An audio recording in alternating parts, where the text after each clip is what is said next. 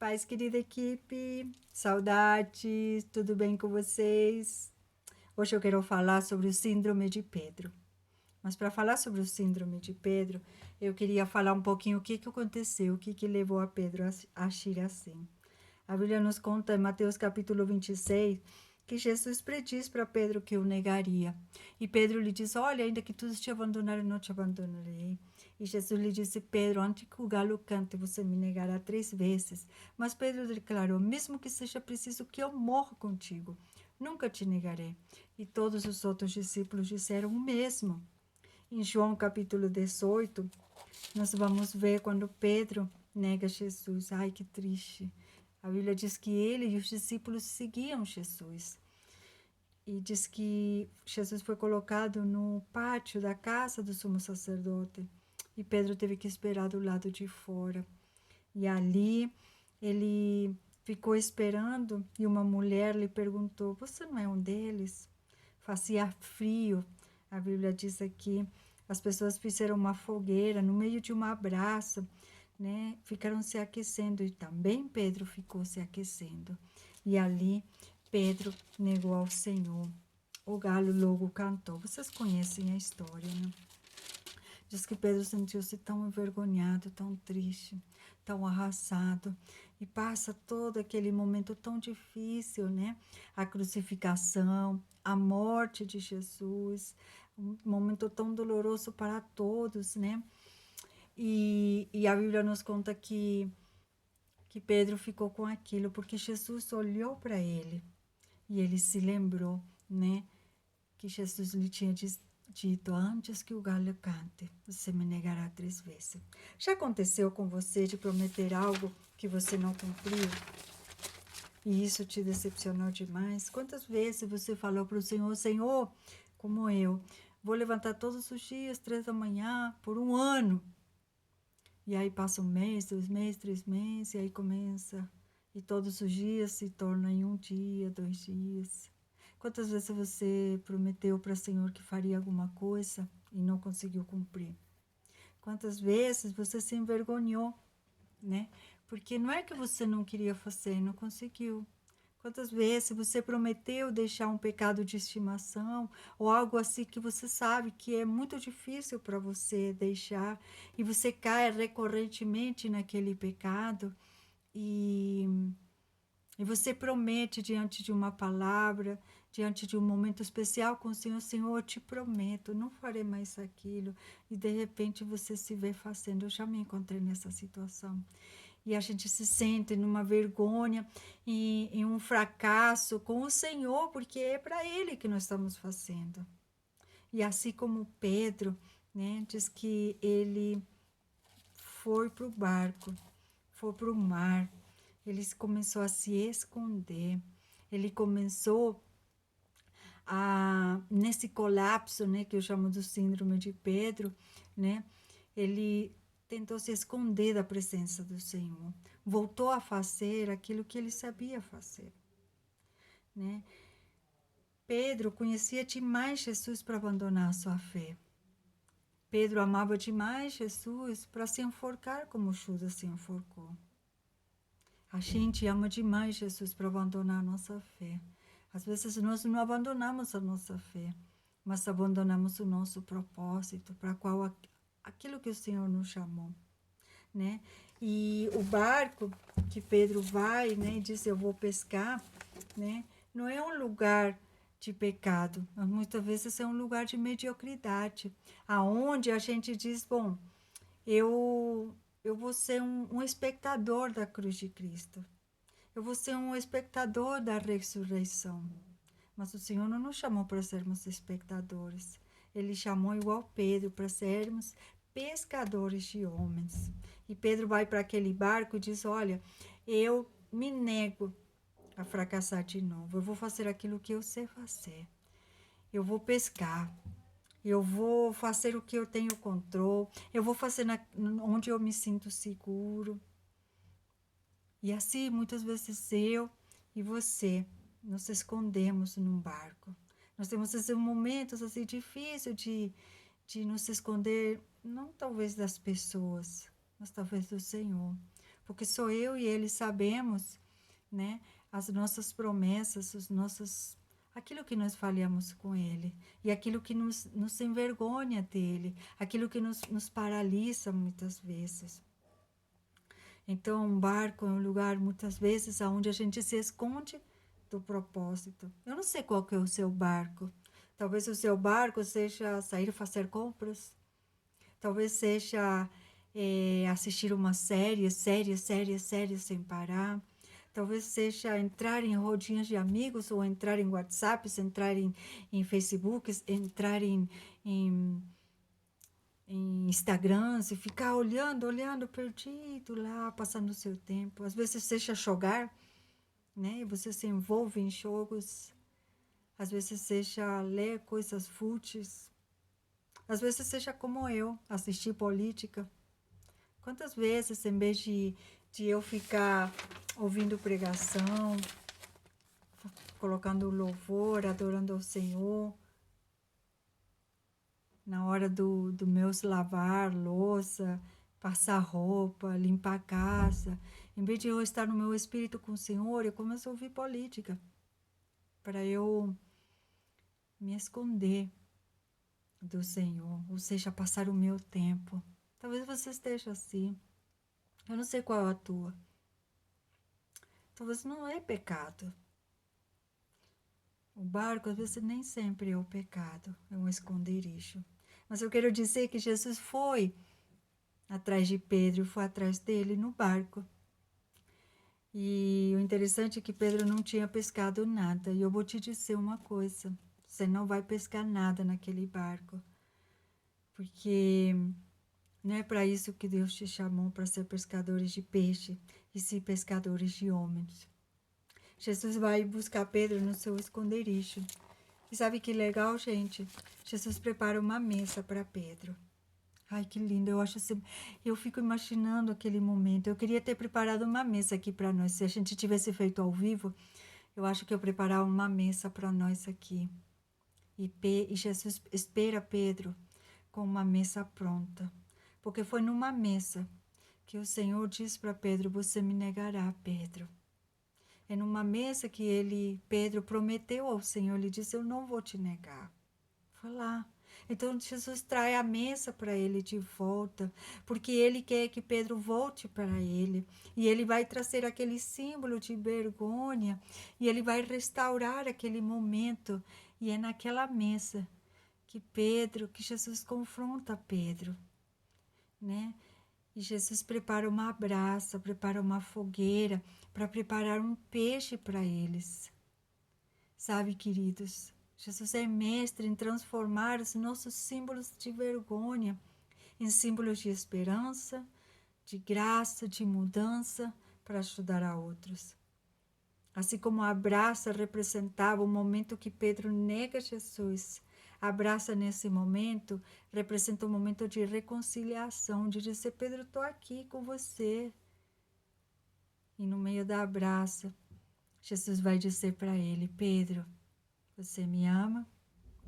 Pedro faz aquele jogo de palavras que você já conhece, né? O amor ágape, o amor incondicional de Jesus, né? Ele disse: Pedro, você me ama incondicionalmente como eu te amo? E Pedro lhe diz: Pai, Jesus, eu te amo, fileu. Eu te amo, eu amo você com carinho, com amor, com amizade. Mas eu não consigo te amar como você me ama. Jesus lhe disse: Pedro, cumpre o teu propósito. Jesus volta a lhe dizer: Pedro, você me ama com amor incondicional, é capaz de morrer por mim. E Jesus volta a lhe dizer: Jesus, eu te amo, fileus, eu te amo. Mas eu te amo naquele carinho, naquela amizade. Eu faço o que você quiser, mas eu não consigo te amar como você me ama. Quantas vezes nós somos iguais, queridos? Nós não conseguimos amar Jesus como Ele nos ama. E Jesus lhe diz: Pedro, sai do teu esconderijo, cumpre o teu propósito. E volta Jesus lhe dizer: Pedro, você me ama, ágape? É como se Jesus lhe dizia: Pedro, Você, ágape? E Pedro lhe diz: tu sabes, Jesus, eu filéu. Eu não consigo te amar como você me ama, mas eu te amo. Jesus lhe disse: cumpre teu propósito. Sabe, queridos, Jesus estava lhe dizendo assim: olha, sem limite sou eu que te amo.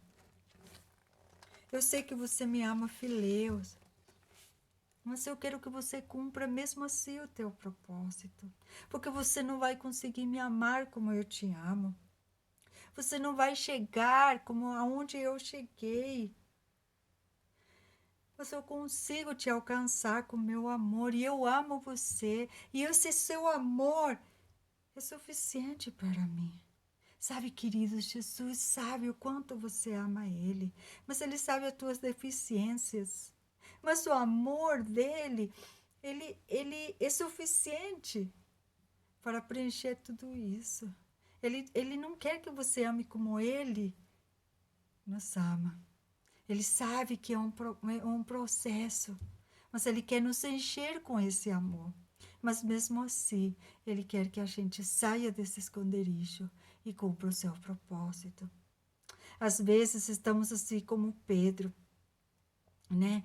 Escondidos debaixo da mesa, comendo as migalhas que o Senhor tem para nós, porque estamos avergonçados, porque não nos sentimos dignos, nos sentimos falhos com Ele, porque nós não cumprimos a promessa que nós prometemos.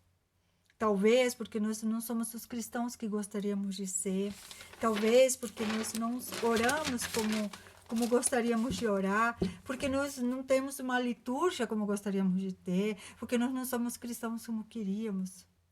Mas o Senhor diz: sai do esconderijo e cumpre o teu propósito.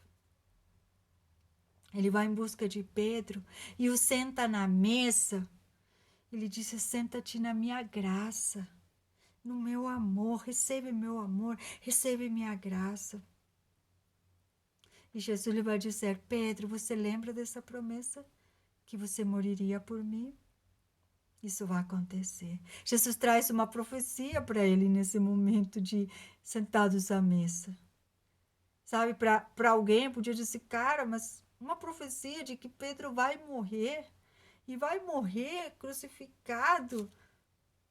Para Pedro era tudo o que ele queria ouvir. Jesus lhe diz: Pedro, quando eu te encher do meu amor, quando você deixar que eu encha você com meu amor, encha você e você transborde do meu amor, você será capaz de morrer por mim. Por enquanto, vai e cumpre o teu propósito. E deixa eu ir te enchendo do meu amor até transbordar. Sabe, queridos, já ia chamar você de crianças. Não é na nossa força. Não é na nossa força que a gente vence os nossos pecados, os nossos desafios, cumprimos as nossas promessas. É na força do Senhor. É no amor de Jesus dentro de nós. É quando Ele vem com seu amor ágape incondicional e vai além. E aí sim nós podemos cumprir. E foi isso que aconteceu com Pedro. Pedro deixou o Senhor preencher ele ao tal ponto que ele pôde cumprir a promessa de morrer, se tornando um mártir da fé. E ele amou tanto, tanto, recebeu tanto o amor de Jesus, o perdão de Jesus, a graça de Jesus, que ele foi capaz de morrer de cabeça para baixo, porque ele disse: eu não sou digno de morrer igual que o meu Senhor. Não sou digno. O amor do Senhor Jesus o preencheu. E eu quero dizer, eu não sei como que você está. Não sei como que tem sido os seus dias de quarentena. Não sei como têm sido os seus desafios. Como que estão as suas promessas e o cumprimento delas. Eu quero dizer que o Senhor te conhece. Ele sabe a intenção do teu coração. Ele sabe quando você falha querendo, quando você falha não querendo. Ele sabe o quanto você ama Ele. Ele sabe, Ele te conhece, mas Ele te ama. E Ele quer ter um relacionamento com você verdadeiro, genuíno. Ele quer que você sente à mesa. Ele não quer que você só fica comendo de migalhas. Ele quer sentar à mesa comigo, com você. E Ele quer nos tirar dessas fugas, escondendo-nos dele, como se pudéssemos, né? Mas Ele quer que a gente diga para Ele o que está acontecendo. E Ele é mestre de transformar esses símbolos de vergonha em símbolos de esperança. É só olhar para a cruz. A cruz era um símbolo de vergonha, de terror, de medo. As pessoas só pensar em cruz, elas podiam até fazer xixi na calça, de tanto medo, tanta vergonha. A pessoa era pendurada nua, ela morria sendo martirizada até a morte. As pessoas tinham terror da cruz. Hoje nós carregamos cruz. Eu estava com uma cruz aqui hoje comigo. Carregamos cruz como símbolo de esperança. A cruz nos liberta, a cruz nos traz vida, porque foi na cruz que Jesus transformou a cruz de vergonha em cruz de esperança, em cruz de alegria, em cruz de libertação.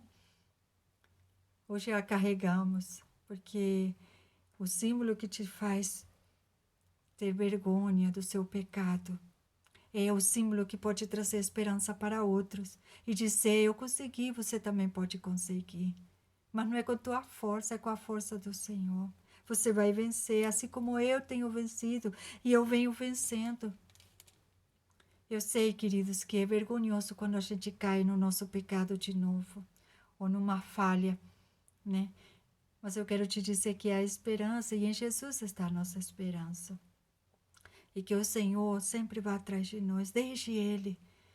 Permita que a graça do Senhor te alcance e o perdão te alcance, assim como alcançou Pedro. E Pedro cumpriu o propósito dele. O Senhor hoje está te dizendo: você me ama? Cumpra teu propósito. Não fique escondido. Saia para fora. Aceite o perdão do Senhor. Aceite o amor dele. E você vai ver como que o Senhor vai te usar para ajudar a outros. Que o Senhor te abençoe. Que o Senhor possa resplandecer o rosto dele sobre você. Que essa palavra te traga esperança. E que você se sinta seguro que o Senhor está aqui para te abençoar. E para se sentar e ceiar com você. Esse é o dia. Amém? Vamos orar? Pai, obrigada por essa palavra gostosa. Obrigada pelo teu Espírito Santo que está aqui com a gente, que nos convence. Obrigada porque você, Espírito Santo, nos revela Jesus e o amor dele. Obrigada porque teu amor é incondicional. Papai, obrigada. Obrigada porque o Senhor vai atrás de nós. O Senhor não nos condena. O Senhor traz o arrependimento, a mudança e a esperança de que em Ti nós podemos todas essas coisas. Colocamos essa situação diante do Senhor e pedimos que o Senhor faça como fez com Pedro. Que nós possamos nos sentar à mesa nessa noite, possamos receber o Teu perdão e nós possamos sair desse esconderijo que muitas vezes nos traz depressão, nos traz isolamentos. Muitas vezes a gente continua a vida aparentemente bem, mas por dentro estamos ansiosos, tristes, desanimados, frustrados. Mas obrigada porque o Senhor Jesus vem à mesa, prepara uma mesa para nós, coloca um peixe na brasa e nos diz: você me ama? Cumpre meu propósito. Obrigada, Senhor, nós dizemos de si ao Senhor, nós te amamos, Senhor, nós te amamos, Jesus, e nós somos gratos pelo teu amor. Em nome de Jesus. Amém. Amém, querida equipe. Amo vocês. Muita saudade.